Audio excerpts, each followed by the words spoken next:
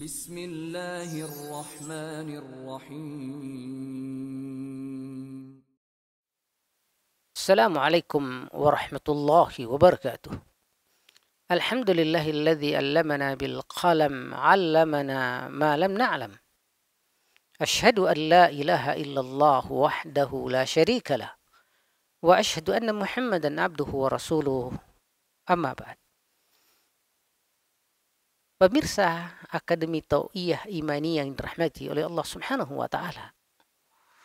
Kita masih berbicara tentang urgensi ilmu di dalam Islam, dan pada pertemuan kali ini kita lanjutkan di poin keempat, bahwa salah satu yang menunjukkan betapa pentingnya ilmu di dalam Islam yaitu bahwasanya Allah memerintahkan dan mengarahkan agar Rasulullah senantiasa berdoa memohon tambahan dan kelipatan dan serta kucuran ilmu. Dan karenanya kita menemukan di dalam Al-Quran bagaimana Allah Subhanahu wa taala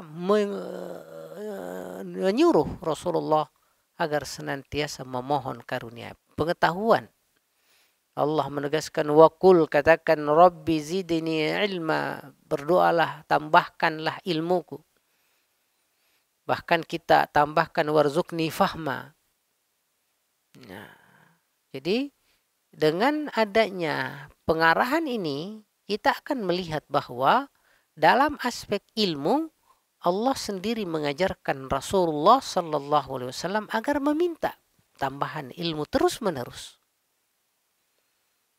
Makanya Al-Imam Al-Qurtubi pernah menegaskan betapa mulianya ilmu ini adalah dengan menyatakan falau kana syai'un asyrafa minal ilmi.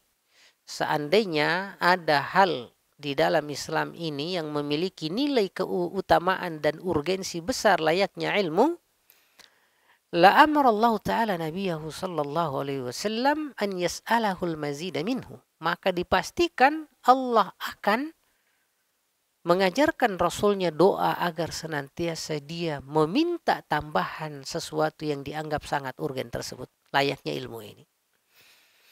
Ya. Dan ini yang ditegaskan oleh Al-Imam Al-Qurtubi, salah seorang ulama yang sempat unggul di wilayah barat sana namanya Cordoba, yang masuk kategori Spanyol hari ini. Pemirsa yang dirahmati Allah Subhanahu wa ta'ala. Karenanya penting untuk senantiasa kita berdoa agar kita diberikan tambahan ilmu. Demikian pula kita senantiasa belajar walaupun kita sudah level profesor sekalipun, karena ajaran Islam menunjukkan long life education, yang mana hadisnya adalah utlubul ilma minal mahdi ilal lahdi, bahwa belajarlah, tuntutlah pengetahuan dan ilmu minal mahdi, dari sejak engkau dilahirkan, ilal lahdi, sampai kalian masuk ke liang lahat. Rasulullah pun setelah turun ayat yang terakhir, akhirnya banyak sakit beliau, dan lalu kemudian beliau kembali ke kehariban Allah Subhanahu wa taala. Artinya selama hidup beliau sejak era kenabian senantiasa beliau belajar dari Allah Subhanahu wa taala melalui perantaraan malaikat Jibril, sampai kemudian beliau mendapatkan nikmat terakhir berupa kucuran ilmu sebagai penutup para nabi. Dari situ kemudian beliau tidak lama kemudian meninggal. Lalu keutamaan kelima daripada ilmu adalah bahwasanya mencari ilmu adalah merupakan jihad utama dan unggulan. Kalaulah kemudian mujahid di medan perang bertujuan untuk menyingkirkan mereka-mereka yang sudah tidak mampu lagi atau tidak bisa lagi dinasihati dengan ilmu dan mendapatkan hidayah lewat pengajaran dengan tinta ulama, dengan pena ulama, dengan penjelasan ulama, maka ulama fungsinya adalah menghidupkan jiwa manusia melalui pengajaran dan pendidikan. Karenanya terkadang pena ulama jauh lebih berat dibanding senjatanya kalangan para mujahid. Nah, pemirsa yang rahmati Allah Subhanahu wa taala, kita menemukan banyak sekali hadis terkait bahwasannya belajar itu adalah jihad. Nah, jadi kita menemukan misalnya an Abi Hurairah qala, dari Abu Hurairah sebuah riwayat, qala, beliau menyatakan, sami'tu Rasulullah sallallahu alaihi wasallam yaqul, saya pernah mendengarkan Rasulullah menyatakan, man jaa masjidi, siapapun yang datang ke masjidku ini, maksudnya Masjid Nabawi, lam ya'tihi illa li khairin yata'allamuhu, dia tidak datang ke masjidku ini kecuali dengan kepengen belajar sebuah ilmu yang baik, au yu'allimuhu, ataupun sebuah ilmu yang hendak ia ajarkan, fahuwa bimanzilatil mujahid, maka orang tersebut baik dia sebagai pengajar ataupun penuntut ilmu, bimanzilatil mujahid, sama levelnya dengan kalangan mujahid fi sabilillah, di jalan Allah Subhanahu wa taala. Wa man jaa li ghairi dzalik, siapapun datang ke masjidku ini namun bukan kepentingannya ilmu, fahuwa bimanzilatul rajul, maka dia seperti halnya seseorang yanzur ila maca'i ghairihi, datang ke suatu tempat hanya sekedar untuk melihat barang teman-temannya itu.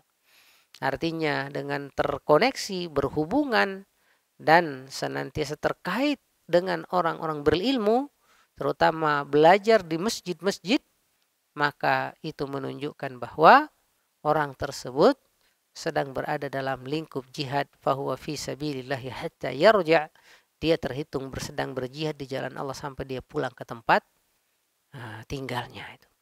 Pemirsa yang rahmati Allah Subhanahu wa taala, suatu saat Ibnu Qayyim al-Jauziyah menegaskan bahwasanya berjihad dengan kalangan orang-orang munafik itu bukan dengan senjata. Tetapi jihad dengan orang munafik pada prinsipnya adalah dengan argumen, dengan ilmu, dan dengan pengetahuan. Yang mana Al-Quran full dengan ilmu pengetahuan. Jadi ini merupakan jihad yang besar di antara dua jenis jihad yang ada. Ini juga merupakan jihad terhadap orang-orang munafik. Orang-orang munafik tidak pernah membunuh kaum muslimin, tetapi mereka senantiasa bersama mereka secara lahiriah. Bahkan bisa jadi orang munafik ikut memerangi musuh bersama orang-orang beriman. Sekalipun demikian, mereka sebagaimana firman Allah Subhanahu wa taala, ya ayuhan nabi, wahai sang nabi, wahai Rasulullah, jahidil kuffar, perangilah orang kafir, wal munafiqin, dan orang-orang munafik, waglud alaihim, cobalah keras ke mereka, wa ma'wahum jahannam, sungguh tempat kembali mereka adalah jahannam, wa bi'sal masir, dan itu merupakan tempat paling buruk yang buruk yang ada di dunia ini. Nah, makanya sekali lagi bahwa berjihad dengan orang munafik tentu tidak dengan senjata, tetapi dengan hujjah berupa ilmu yang kita peroleh melalui penuturan Allah, Rasulnya, ijma kalangan para ulama otoritatif, dan sehingga kita berharap menjadi bagian mereka yang berjihad di jalan Allah Subhanahu wa taala. Wallahu yatawalla salihin. Assalamualaikum warahmatullahi wabarakatuh.